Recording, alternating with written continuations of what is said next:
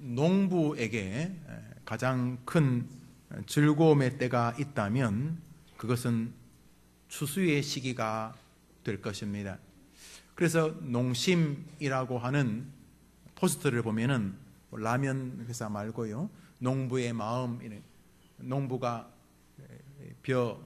곡식단을 가슴에 안고 활짝 웃는데 정말 풍성해 보였습니다.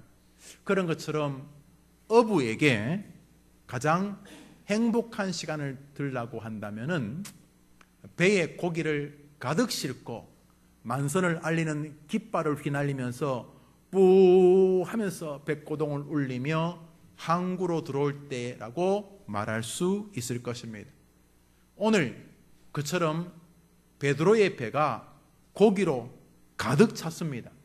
자기 배만 가득 찬 게 아니고 그물을 집어당기다가 그물이 찢어질 만큼 고기가 많고 이 고기를 다 담으면은 배가 가라앉을 것 같아가지고 옆에 다른 배를 불러서 잡은 고기를 반으로 나누는데도 배가 거의 바다에 잠길 만큼 고기가 가득 찼습니다. 만선입니다.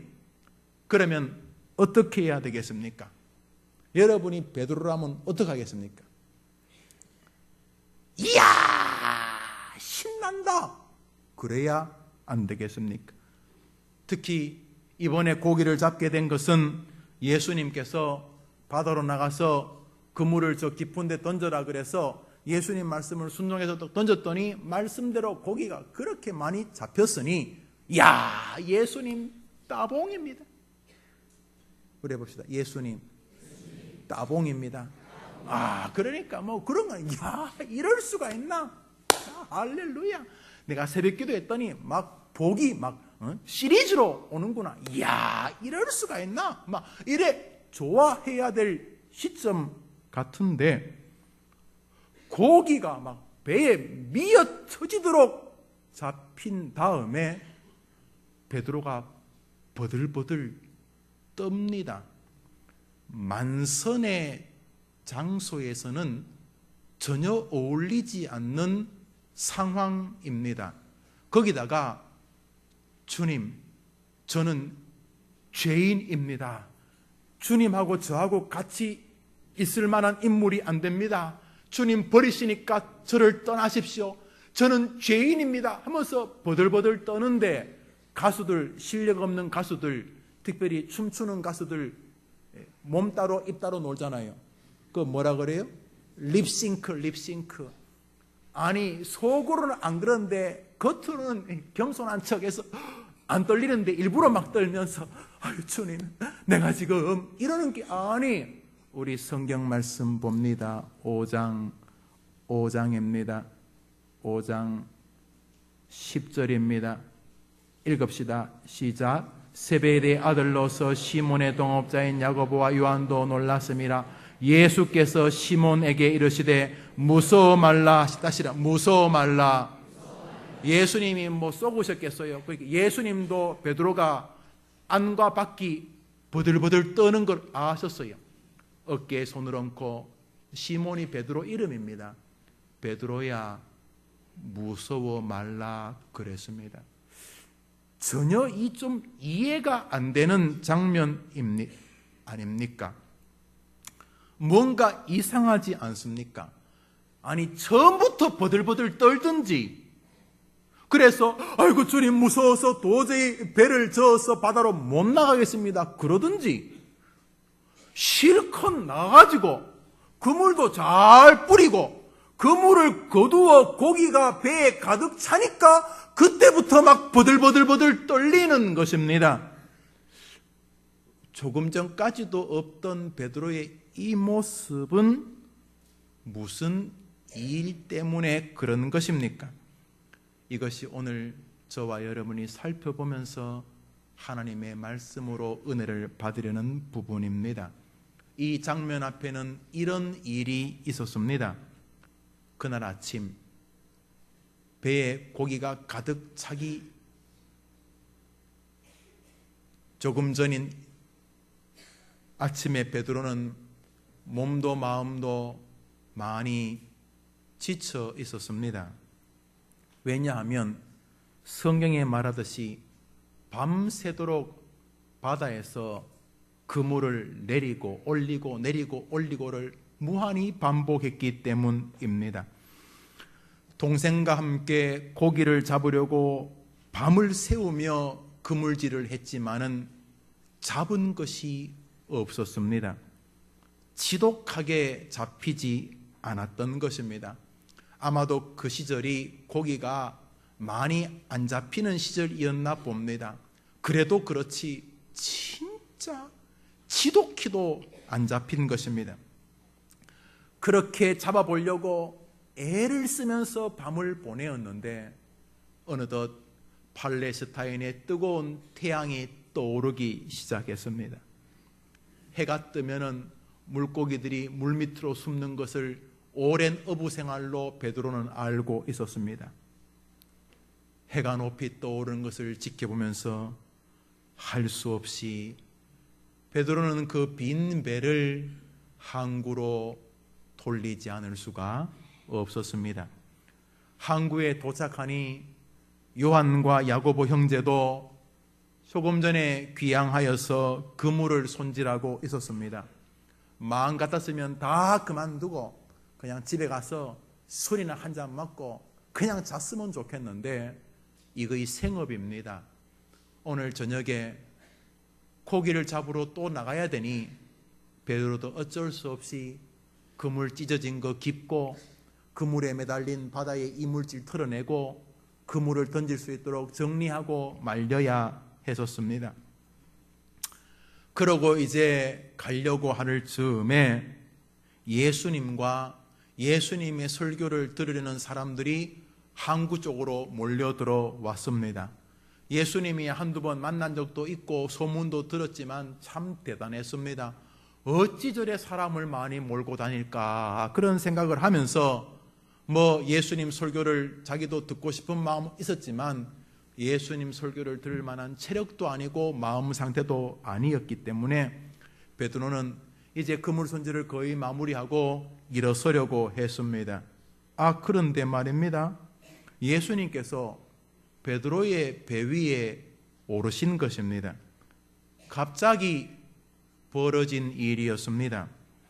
예수님의 명성과 예수님이 자기 배 위에 오르자 자기 배를 향하여 수많은 무리들의 눈이 집중되니까 내리라고 할 수도 없고 엉거주춤 베드로가 이러고 서 있었을 것입니다. 그때 예수님께서 베드로를 보시고 배를 무태서 조금 바다 쪽으로 떼라 이렇게 말씀하셨습니다. 무언가 거역하기 어려운 권위가 있지 않았겠습니까? 그래서 베드로가 예수님을 태운 채로 약간 배를 무태서 떼습니다. 아마도 예수님이 배 위에 오르니까 또 아주 열정적인 사람은 예수님 가까이 오겠다고 배에 타려고 했던 것 같고 혹여나 배가 붙어 있으면 또 바다로 빠질 것 같았는지 예수님이 조금 배를 육지에서 뗐습니다.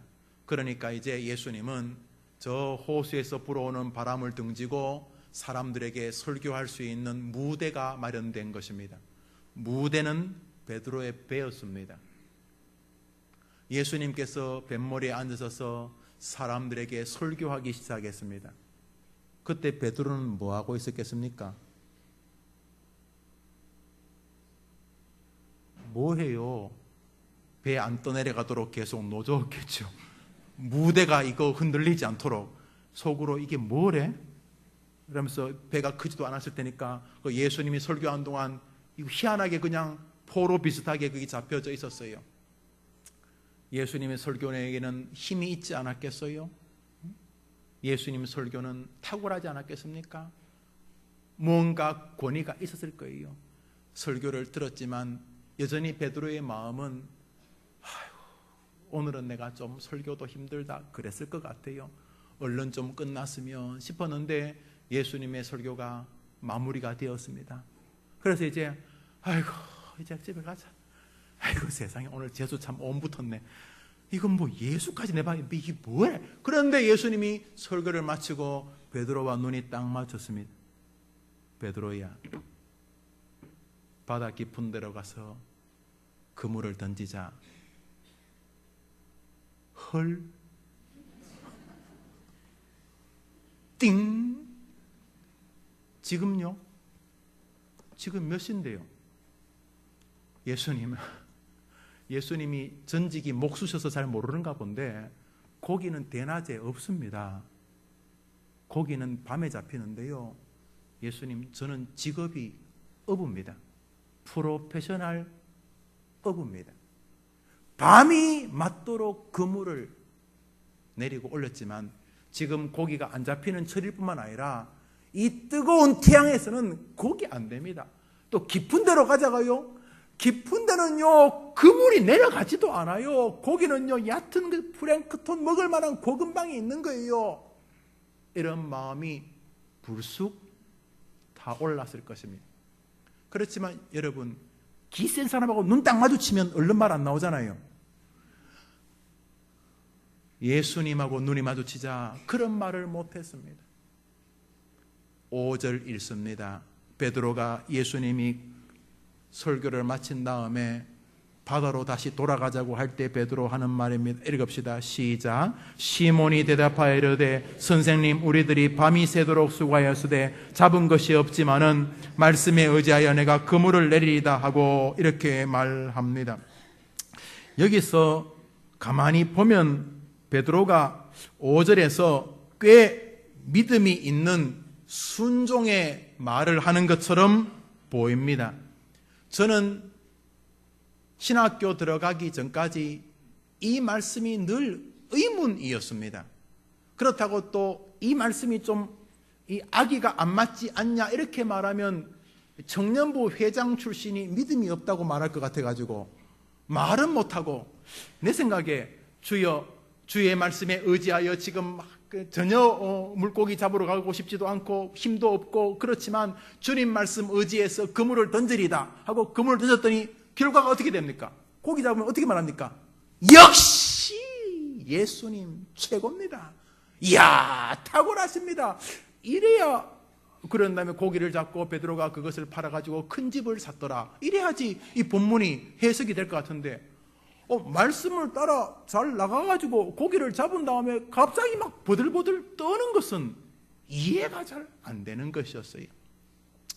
많은 분들이 이 본문을 보고 베드로가 말씀에 순종했다고 보는데 청교도들은 그렇게 보지를 않았습니다. 본문을 가만히 보면 5절에는 언중유골이라고 말에 가시가 담겨져 있습니다. 베드로, 멀리서 보면은 순종하는 말 같지만 5절에는 베드로의 베드로됨이 담겨져 있습니다. 먼저 베드로는 말합니다. 선생님, 예수님은 내가 곧 길이요 진리요 생명이라고 말하셨고 하나님을 보여달라고 할 때 나를 보는 자가 하나님을 보는 것이라고 말씀하셨습니다. 죽은 자를 살리는 생명의 주관자에 있었습니다. 그런데 베드로는 예수님을 몇 절 뒤에 주라고 부르기 전에 선생님이라고 부릅니다. 우리 뒷구절을 봅니다. 8절 봅니다. 8절 읽읍시다. 물고기를 잡은 다음에 버들버들 떨면서 베드로가 예수님 부르는 말이 나옵니다. 읽읍시다. 시작. 시몬 베드로가 이를 보고 예수의 무릎 아래 엎드려 이르되 주여 나를 떠나소서. 8절에 주여라고 할 사람이 3절 전 5절에 선생님 이렇게 말합니다. 이 자식아, 이 말보다는 선생님이 존칭어 맞습니다. 그렇지만 선생님 이렇게 던지는 말 속에는 젊은 선생님 목수 출신이시지만 은혜를 받으시고 또 이렇게 신학 공부를 하셔가지고 그렇게 귀한 말씀 전하는 것을 내가 선생님이라고는 인정해 드릴게요. 랍비, 네, 그렇게 인정해 드릴게요. 하지만 선생님은 출신이 목수 아닙니까? 우리는 말이죠, 여기서 대대로 어부 생활로 잔뼈가 굵은 우리 어업의 프로들입니다. 그런데 이 뜨거운 날씨에 우리 보고 고기 잡으러 가자는 말입니까? 그것도 무슨 깊은 데로 가서 선생님 이런 뜻이라는 것입니다. 본문을 가만히 보시면 확실히 되어지는 또 한 구절이 있습니다. 한번 따라합시다. 선생님, 우리들이 밤이 새도록 수고하였으되 잡은 것이 없지만은, 한번 따라합시다. 우리들이, 이 말은 나오면 안 될 말입니다. 왜냐하면 예수님이 그렇게 묻지 않았기 때문입니다. 우리 4절 읽읍시다. 읽습니다. 시작. 말씀을 마치시고 누구에게 일렀다고요? 시몬 한 사람에게 단수로 시몬에게 이르시되 깊은 데로 가자 그랬으면 제 생각에는 요래야 말이 되는데 갑자기 논지를 확 흐트립니다.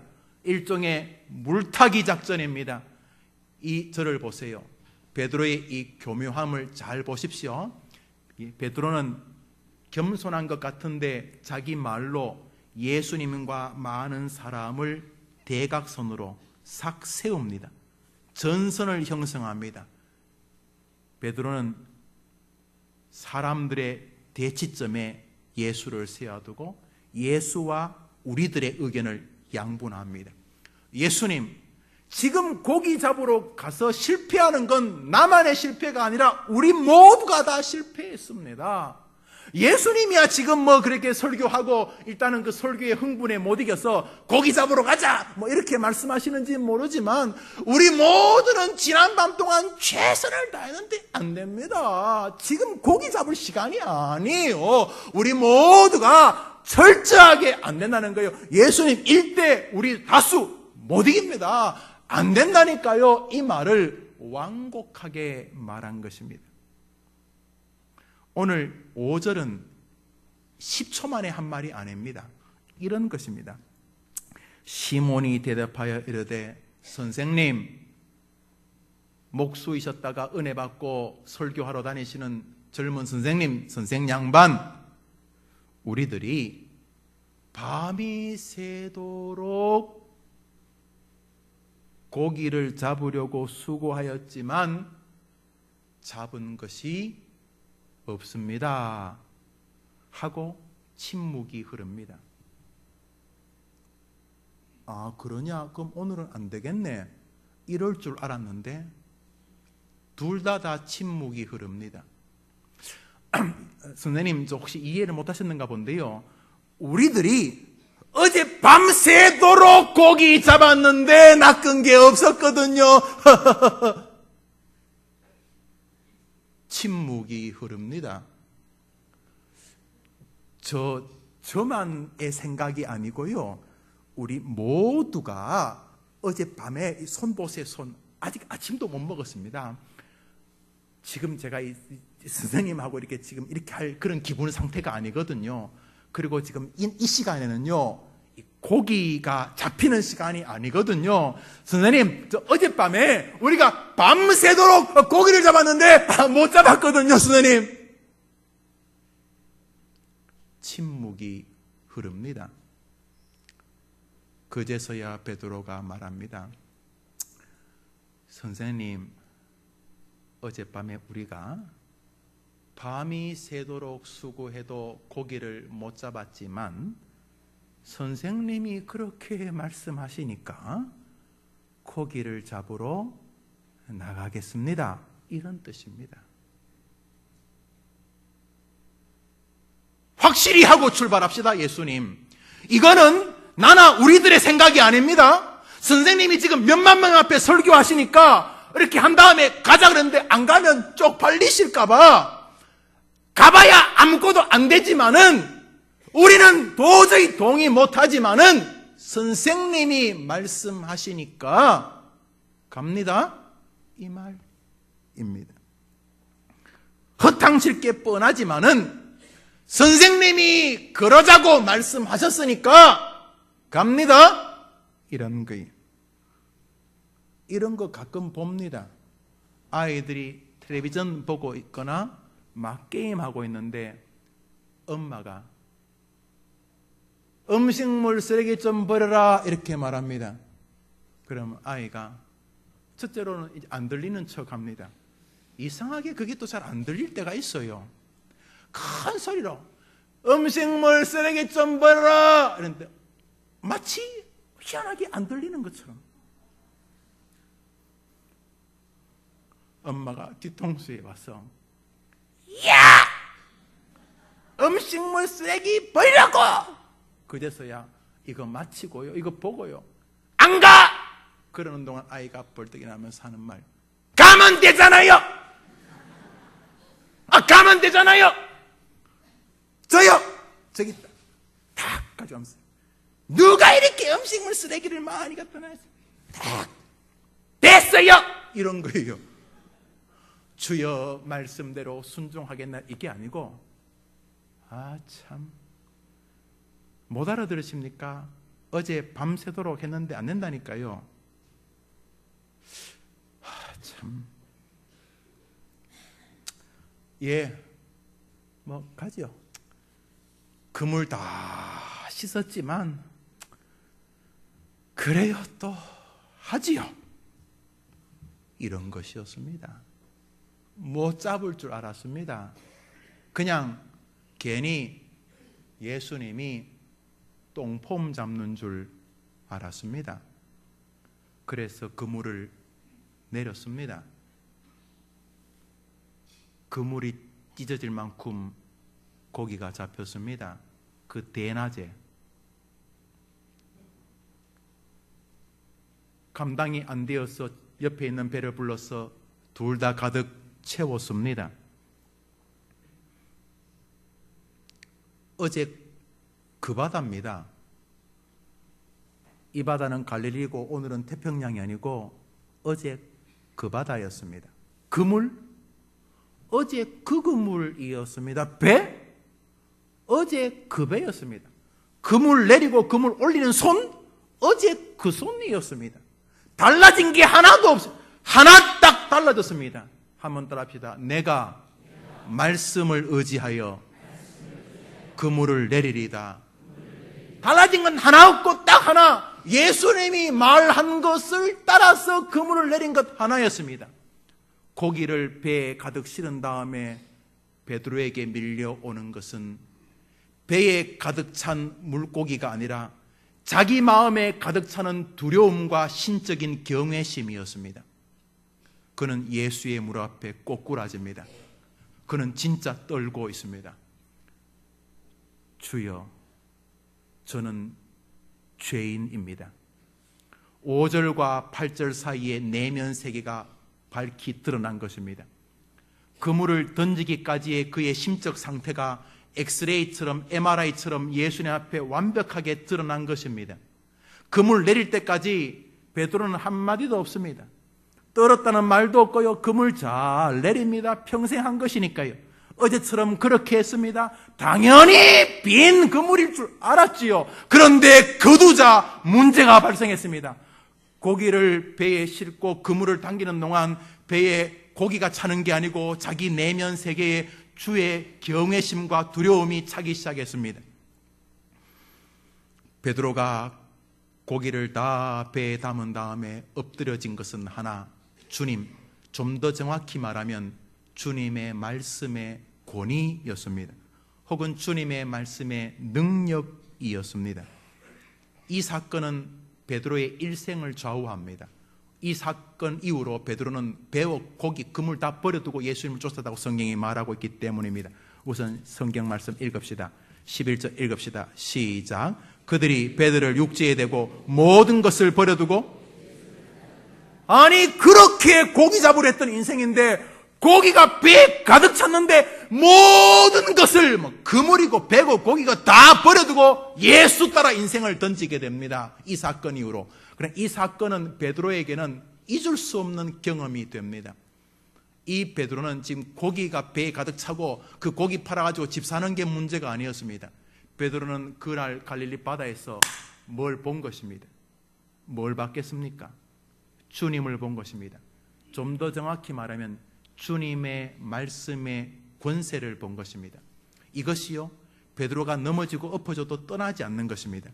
성경에 보면 이런 장면이 나옵니다. 예수님께서 제 아들과 다니시다가 많은 사람이 예수님을 배신하고 떠날 때 주님이 물으셨습니다. 너희도 나를 떠나겠느냐? 그러자 베드로가 대답합니다. 요한복음 6장입니다. 들어보시죠. 시몬 베드로가 대답하되 말씀이 계심에 우리가 어디로 가리까? 예수님이 계신데라고 말하지 않습니다. 말씀이 계심에 어디로 가리까? 베드로는 말씀 중심의 기독교인이 된 것입니다. 우리 조국교회의 가장 큰 문제는 말씀 없이도 교회 생활을 거뜬히 합니다. 여기 십자가가 있든 부조상이 있든 별 상관없습니다. 그저 자기가 생각하는 상상의 신에게 빕니다. 지성이면 감성이라는 것이 그들의 신학입니다. 기독교는 그런 거에 아는 바 없습니다. 한번 더 합시다. 오직 성경으로, 오직 말씀으로. 이게 기독교입니다. 이 기독교가 솔라 스크립투라, 이것이 종교교육의 전부였습니다. 우리 웨스트민스터 신조 다 하셨죠? 그래야지 뭐 집사되고 장로되고 권사되고 목사되고 세례받으니까요. 웨스트민스터 신조의 첫 번째 항목이 뭡니까? 신론이 아닙니다. 하나님이 누구신가? 교회가 무엇인가? 아닙니다. 첫 번째 항목은 성경이란 무엇인가입니다. 성경을 알지 못하면 하나님도 신도 천국도 지옥도 예수님도 아무것도 알 수 없다는 것을 알았던 것입니다. 베드로가 오늘 이 사건을 계기로 말씀이라고 하는 권세를 경험하게 되었습니다.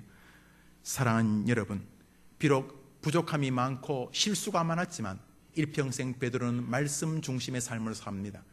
제가 애독하는 성경 중에 하나가 베드로 전후서입니다. 단숨에 읽을 수 있는 성경입니다. 베드로 전후서는 바울 서신과도 또 다른 맛을 가지고 있습니다.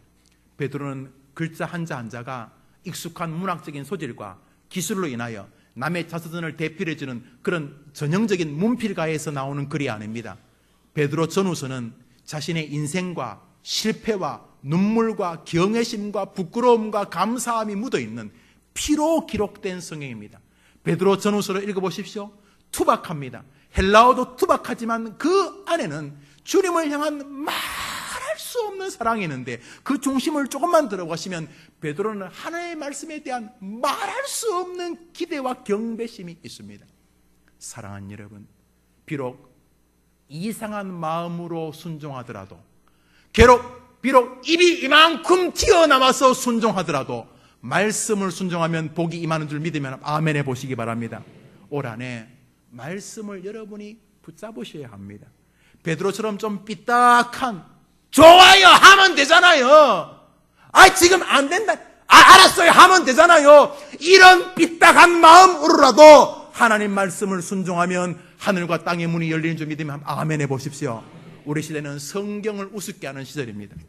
정기적으로 성경 읽는 기독교인의 숫자가 20%밖에 안 되는 이상한 시대이 되어 있습니다. 옛날에는 성경책이 귀해도 성경을 읽고 살았는데 집에 성경이 굴러다녀도 성경을 읽지 않는 시대가 되었습니다. 우리 시대는 설교를 소중히 안 여깁니다. 설교를 꼭 재미난 텔레비전 강연처럼 생각합니다. 사랑하는 여러분, 사무엘 루터포드는 기록된 설교, 성경보다 선포되어지는 성경 설교가 때로는 더 소중하다 그랬습니다.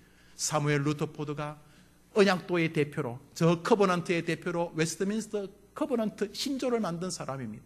사랑하는 여러분, 말씀을 비록 삐딱한 마음이라도 순종하면 하늘문이 열리는 줄 믿으시기를 바랍니다. 말씀은요, 건들리면 복을 받습니다. 말씀은요, 진짜 건들리기만 해도 복을 받습니다. 제가 새벽기도 때 한번 말씀을 드렸는데 신대원 다닐 때 김세훈 선생님이 계셨어요. 서울대를 나와가지고 선교단체를 다니다가 내가 좀 제대로 신학 공부를 해야겠다 싶어서 독일로 공부를 가서 거기서 학위를 다 마친 분인데 제가 볼 때 우리나라의 현재 거의 유일한 학자가 아니겠나 싶습니다. 리버럴한 사람들은 자기들도 무슨 학자라고 하는데 제가 볼 땐 거의 그건 쓰레기 같은 것들이고, 이 김세현 선생님의 이 신학은 참 존중할 만한, 이분의 신학의 핵심이 인자론입니다. The Son of Man, 그 사람의 아들. 더라는 것은 정관사지 하나밖에 없는, 지구상에 하나밖에 없는 독특한 인자가 있다. 이것이 기독교의 전부다. 그래서 이것을 가지고 이제 신학을 정리했어요. 독일어로 쓴 것을 몇 해 전에 한국말로 다시 번역을 했어요. 이분이 이제 수업을 오는데, 이분이 수업 시간에 들어오면 다른 교수님은 수업 시간에 많이 들고 들어와요. 영어 사전, 또 성경책, 그 다음에 또 자기 성경 학습 교환, 요즘은 또 이렇게 작은 컴퓨터 이런 거 들고 오는데, 김세훈 선생님은 올 때 이 찬송가 절반만한 헬라어 성경 넷을 알람판 성경 하나 들고 옵니다. 그리고 이제 그 헬라어 성경을 읽으면서 한국말로 번역해가면서 성경 공부를 합니다. 신학을 가르칩니다. 그래서 제가 느낀 게요, 이분이 참 박식하방 알아요. 뭐 보통 교수님은 자기 전공 분야를 이야기하면 좀 아는데 전공 분야 좀 넘어가면 뭘 모르거나 말해도 그냥 신문 몇 장 읽으면 나오는 정도 이야기를 하는데, 이 김세윤 선생님의 강의를 들으면요, 이 신약을 공부하다가 가끔 누가 질문을 하면 딴 이야기를 좀 합니다. 뭐 별에 대한 이야기, 별과 신학에 관한 이야기, 뭐 여튼 간에 뭐 또 뭐 남녀의 어떤 뭐 신학적인 문제 이런 것을 하면은 그분이 이렇게 자기 강의하다가 한 2, 3분 정도 약간 삼천포 있는 분 죄송합니다. 그냥 표현이 그래요. 삼천포로 빠집니다. 그래서 이제 한 2, 3분 정도 딴 이야기를 합니다. 그리고 다시 강의로 들어오는데 그 2, 3분 딴 이야기 하는 동안 떨어지는 것이요, 어마어마합니다. 설교 몇십 편을 모든 학생들이 김세윤 선생님의 강의를 들으면 메인 강의 말고 중간에 툭툭 던지는 이야기들 가운데서도 떨어지는 게 너무너무 많다는 거예요. 이야, 참 멋진 학자구나 생각이 들어요. 일개 교수도 탁월하면 그런데 예수님 말씀이 어떻겠어요? 제일 좋은 마음으로 듣는 게 좋아. 여러분 지금 뭐 설교 들으면서 저거 어떻게 하나 보자, 저거 날 은혜 주나 안 주나 보자, 이런 분은 안 계실 거예요. 그러나 비록 그런 조금 삐딱한 마음이라도 하나님 말씀 듣고 순종하면 빈배가 채워진 줄 믿으면 아멘 하시기 바랍니다. 사랑하는 여러분, 베드로의 아침은 황량한 벌판 같았을 것입니다. 고기를 잡아와야지 2000년 전 하루 먹고 하루 살았을 텐데, 또 베드로의 배는 가만히 보면 베드로의 배 같지는 않습니다. 야고보와 요한이 아마 배 주인 같습니다. 그러니까 먼 친척벌 되는 베드로에게 아마 소작 비슷하게 임대해 준 것 아닌가 싶어요. 뭐 그렇든 아니든 이 고기를 잡아야 뭐가 되는데 못 잡았습니다. 밤이 맞도록 수고했는데 낚은 것이 없는 인생, 이 얼마나 허무한 인생입니까? 노인과 바다, 헤밍웨이가 쓴 멋진 소설이죠. 다 읽어보셨을 거예요. 영화도 보셨을 거예요. 산티아고라는 노인이 먼 바다에 가서 큰 고기를 참 사투 끝에 잡습니다. 약 90일간, 정확히 84일간 노력해서 어마어마한 고기를 잡습니다. 근데 그 고기를 배에 실을 수가 없어요. 고기가 너무 커서. 그래서 고기를 배에다 묶어서 이제 항구로 끌고 옵니다. 근데 문제는 피냄새를 맡고 상어떼들이 막 달려듭니다. 잡은 고기를 거의 석 달 가까이 애써서 잡은 고기를 상어가 먹으면 돼요, 안 돼요? 안 되니까 어떻게 해요? 잘 타일러서 먹지 마라 그래요? 그래서 이 노인이 목숨을 걸고 그 상어떼와 싸웁니다. 그래서 그냥 거의 뭐 사투를 벌이면서 항구까지 왔는데 도착해 보니까 잡아온 고기는 뼈만 남아 있는 것입니다. 인생은 이렇게 뭔가 몸부림치며 살지만 돌아보면 황량하고 허무한 것이다. 이런 주제지요. 노벨 문학상을 받았습니다. 헤밍웨이.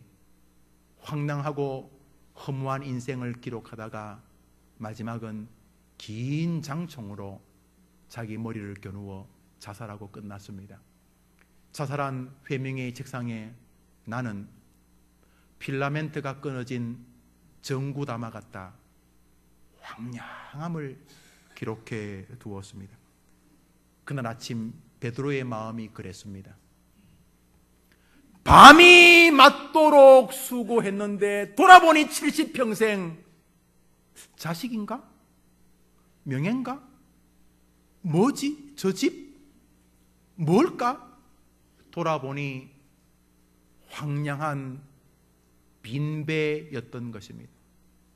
세상 사람들 그 황량함을 스스로 애써 자위하려고 인생은 공수래 공수고 빈손으로 왔다가 빈손으로 간다고 위로합니다. 인생은 나그네 길. 같이 부를까요? 빈손으로 왔다가 아니에요.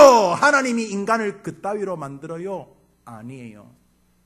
그러나 수많은 인생이 오늘도 자신의 배에 무언가를 채우러 항해하지만 돌아보면 결국은 빈배인 것을 깨닫습니다. 예수님 만나기 전에 베드로의 모습이 우리 일생 같습니다.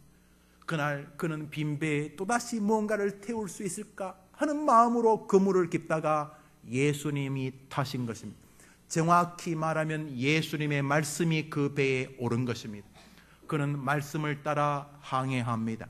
말씀을 따라 그물을 던집니다. 말씀을 따라 놀라운 기적이 임하게 되었습니다. 사랑하는 여러분, 예수님의 말씀만이 우리의 인생을 채울 수 있는 줄 믿으면 아멘 해보시기 바랍니다. 방세라고 하는, 읽어보셨을 거예요. 참 우리 청년들 가운데 있는 아이들이 있던데, 파스칼이 쓴 방세, 철학자고 훌륭한 기독교인입니다. 방세에서 그가 이런 말을 했죠. 여러분 잘 알죠? 모든 인간에게는 오직 예수님만이 채울 수 있는 빈 공간이 있다. 거기 뭐 돈, 술, 뭐 아무리 집어넣어도 안 됩니다. 개, 돼지, 닭은 배부르면 되지만 인간은 절대로 그런 존재가 아닙니다. 오직 인간은 예수님만이 채울 수 있는 존재인 줄 믿으시기를 바랍니다. 베드로에게 예수님의 말씀이 채워지자 베드로는 비로소 정상적인 인간이 됩니다. 자신이 어떤 존재며 예수님은 어떤 존재며 자신은 얼마나 추악한 죄인인지를 깨닫게 되었습니다. 사랑하는 여러분, 기독교는 예수 그리스도와 말씀을 따르는 종교입니다. 그러므로 예수님에게도 관심이 없고 말씀을 읽고 듣는 데도 관심이 없으면 절대로 건강한 생애를 마무리할 수 없습니다. 목사든 뭐라도 안 됩니다. 사도 바울이 이 사실을 알았기에 그는 자기가 만나는 교인들에게 늘 이렇게 말했습니다. 내가 너희를 주와 곧 은혜의 말씀께 부탁하노니, 따라합시다. 그 말씀이 너희를 능히 든든히 세우사, 그 말씀이 능히 든든히 세우사 기업이 있게 하시리라. 할렐루야. 사도 바울에게는 주님과 말씀이 동의어였습니다. 내가 너희를 주님 곧 은혜의 말씀께 부탁하노니. 성경 놔두고 자꾸 이상한 거 하려고 그러지 마세요. 설교를 놔두고 자꾸 이상한 데서 뭐 하나님을 만나고 뭐 영접하고 막 뭐 버들버들 그러지 말아요. 특히 기도원에 함부로 가면 안 돼요. 뭐 저러 가는 거는 반대 안 해요. 목사님 반대 안 하는 것처럼 하시면서 반대하시잖아요. 맞아요. 진짜 기도원은 해림교회인 줄 믿으세요.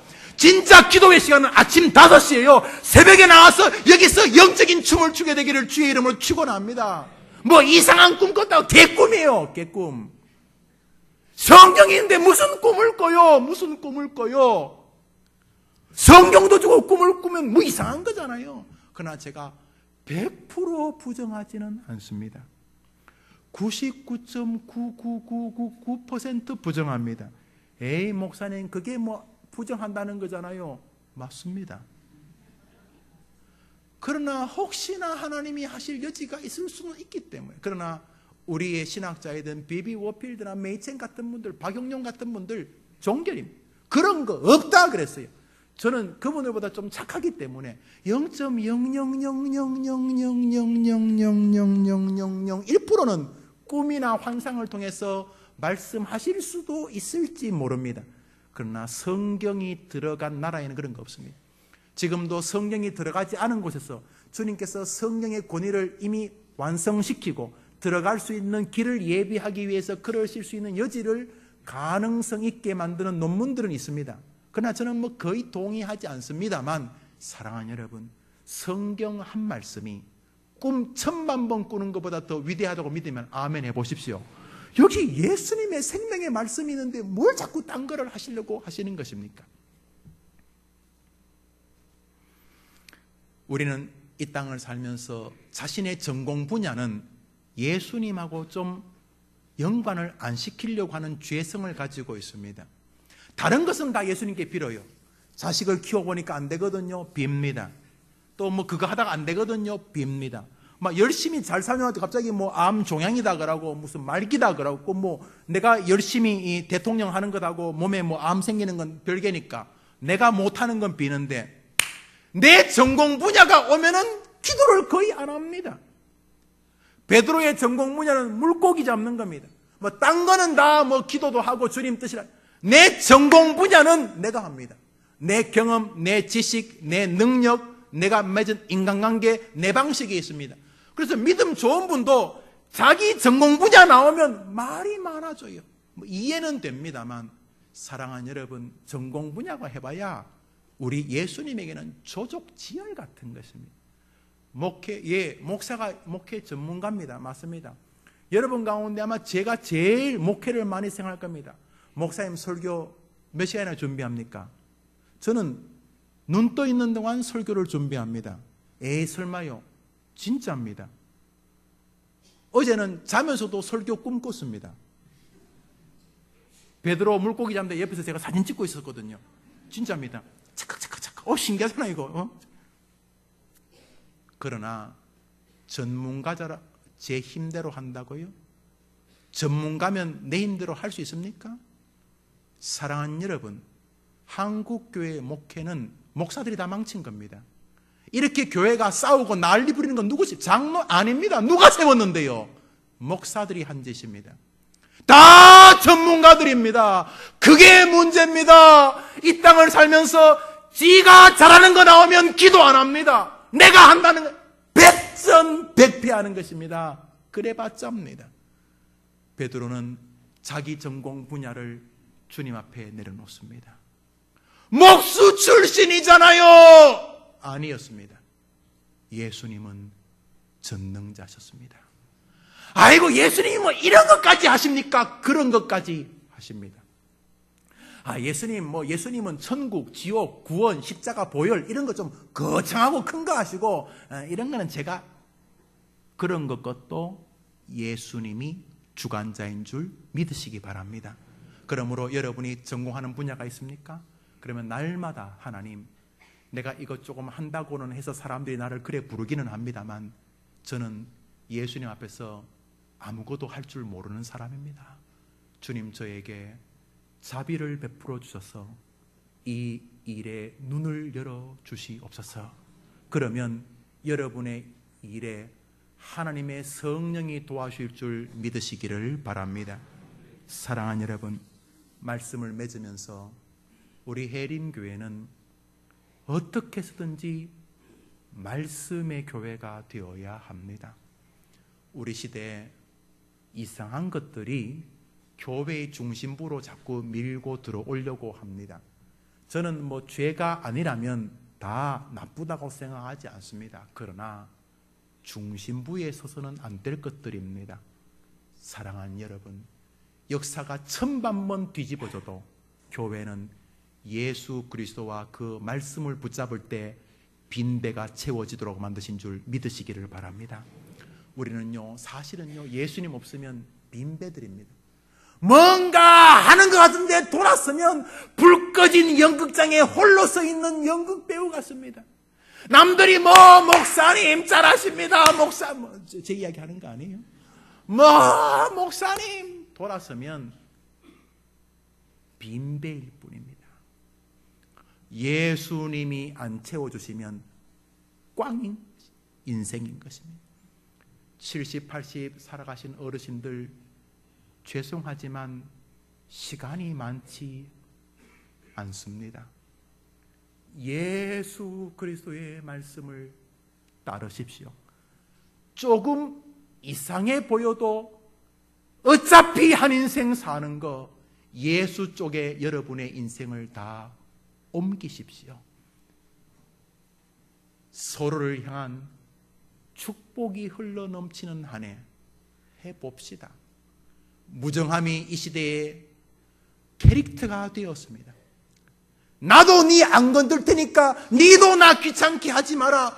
불각은 불가오니 인생을 잘 사는 똑똑한 인생살이의 지표처럼 보여지고 있습니다. 우리 그러지 맙시다. 따라합시다. 주라. 우리 크게 해봅시다. 주라. 그리하면 나 여호와가 너에게 줄 것이다. 누르고 흔들어 넘치도록 하여 흘리지 않도록 너희 품에 안겨주리라. 뭐 하면요? 주면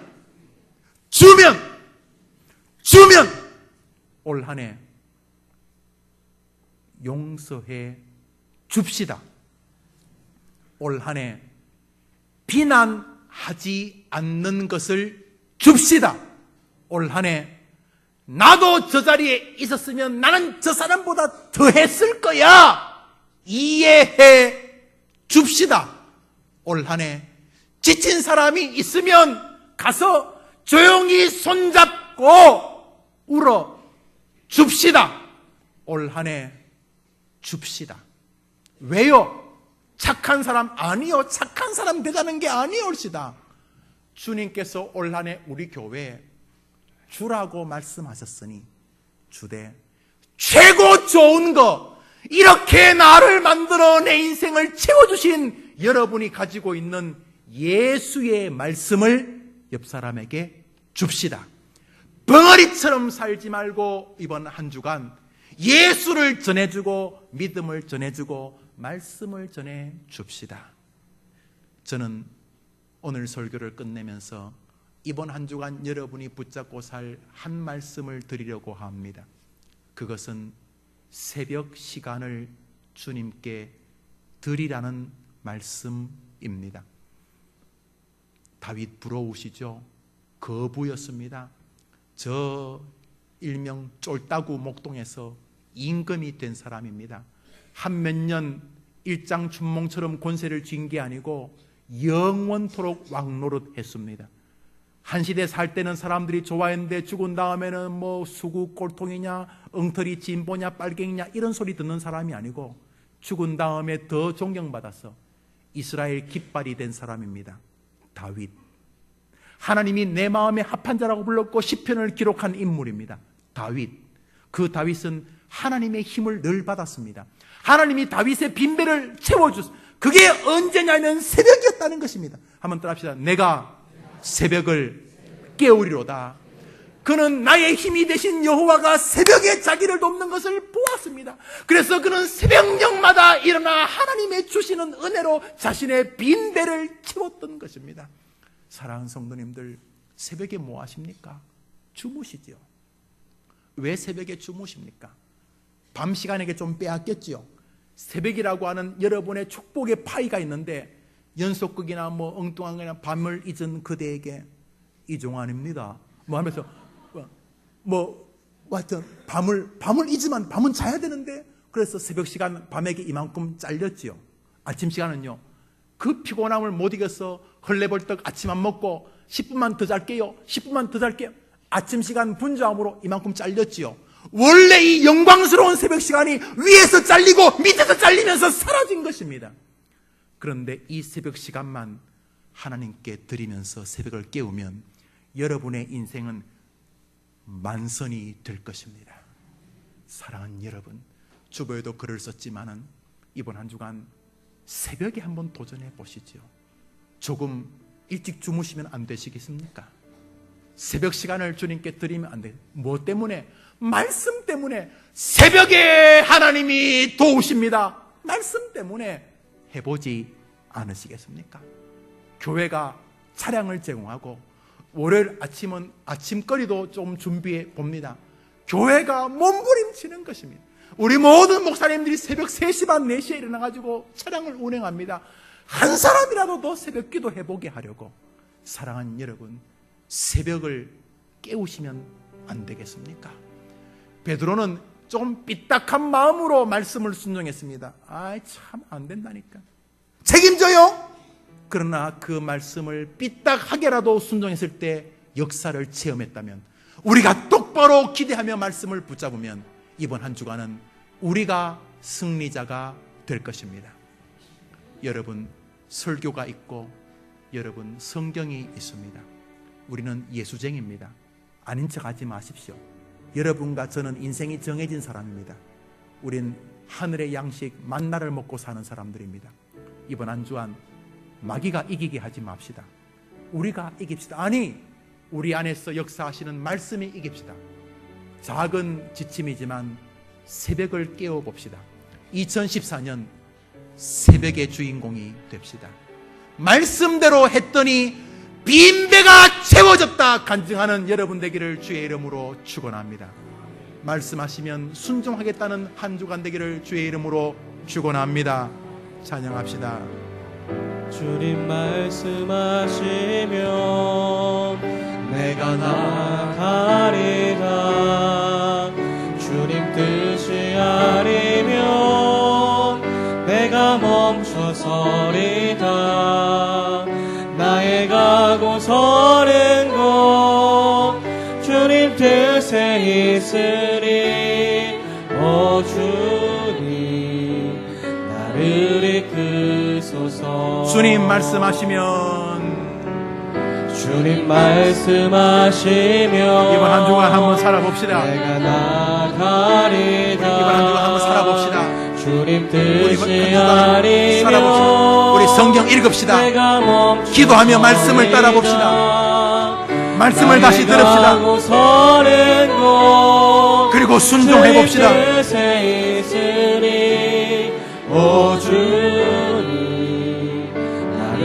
우리 다 같이 일어나서서 찬양합시다. 뜻하신 그곳에 나 있기 원합니다. 이끄시는 대로 순종하며 살리니 연약한 내 영혼 통하여 일하소서. 주님 나라와 그 뜻을 위하여 뜻하신 그곳에 나 있기 원합니다. 이끄시는 대로 순종하며 살리니 연약한 내 영혼 통하여 일하소서. 주님 나라와 그 뜻을 위하여 주님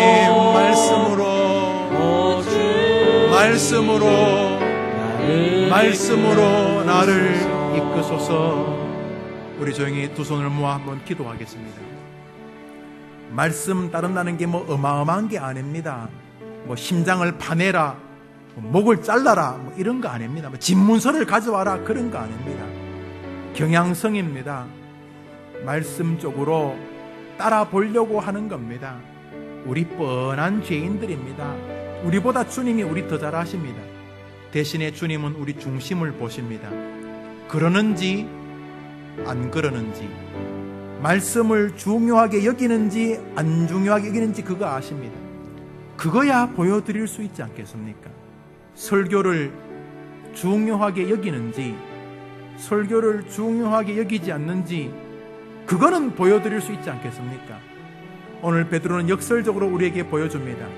비록 불편한 마음으로라도 말씀을 순종하면 역사가 일어난다. 이번 한 주간 말씀을 소중히 여기는 한 주간이 되게 도와주시고, 내가 먼저 결정하기 전에 주님이 뭐라고 말씀하시는지를 물어보고, 하다못해 목사에게라도 찾아와서 물어보는 한 주간 하나님이 귀엽게 보시지 않겠습니까? 70이시라고요, 80이시라고, 이 나이에, 그 나이면 하나님 앞에 어린아이입니다. 이번 한 주간 주님 말씀하시면 제가 그물을 던지겠습니다. 주님, 이번 한 주간 접니다, 저 영우입니다, 저 누구입니다.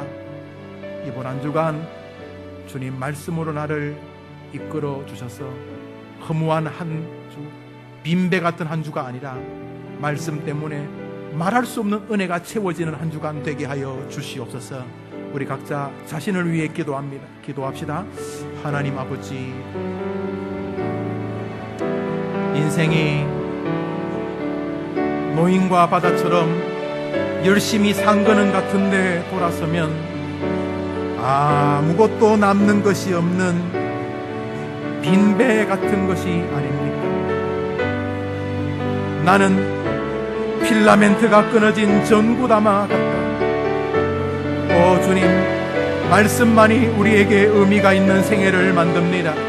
말씀을 따를 때만이 인생은 가치가 있습니다. 우리 교회를 도와주시는 주님, 우리 교회를 지켜주시기를 원합니다. 하나님 아버지, 말씀의 한 주간 우리에게 허락해 주시고 우리도 순종하는 한 주간 되게 하옵소서. 하나님, 또 한 주간을 살아가야 합니다. 원수마귀 이 못된 놈들은 우리들을 자기 장난감처럼 여기면서 우리 마음과 우리 육신을 가지고 놀 텐데, 오 주님, 말씀 붙잡으면 우리가 이길 줄 믿습니다. 이번 한 주간 성경 펴는 한 주간 되게 도와 주옵소서. 말씀 듣고 묵상하는 한 주간 되게 하여 주옵시고, 작은 것이나마 실천하는 한 주간이 되게 도와 주시옵소서. 설교 말미에 새벽기도 어떻습니까? 라고 목사가 권유했으니 이번 한 주간 새벽 시간을 깨워보겠다는 마음으로 밤 시간을 정돈하는 성도들 많아지게 도와 주시옵시고, 새벽에 그물 내릴 때 기적이 일어나는 것을 보게 하여 주시옵소서. 이런저런 이유로 마음이 허전하고 허무한 빈 배 같은 성도들 있다면 이번 한 주간 말씀을 다시 듣고 다시 묵상하는 동안 하나님께서 말씀으로 자신 곁에 와 계신 것을 경험하게 하여 주시옵소서. 이번 한 주간 어떤 사람은 군대에서, 어떤 사람은 병원에서, 어떤 사람은 학교에서, 어떤 사람은 가정과 직장과 일터에서, 어떤 사람은 교회에서, 어떤 사람은 선교지에서 예수의 이름과 해림교의 이름을 붙들고 살 텐데, 주여, 저들이 홀로 그물 던지지 말게 하시고 말씀조차 그물 던지는 한 주간이 되게 하여 주시옵소서. 돌아오는 주간 손에 만선의 기쁨을 체험한 비릿한 영적 비린내가 남으로써 기쁨을 주님께 돌리는 승리의 어부들 되게 해 주시기를 예수님의 이름으로 기도합니다. 아멘. 이제는 우리 예수님의 크신 은혜와 하나님의 사랑과 성령의 위로와 교통하심이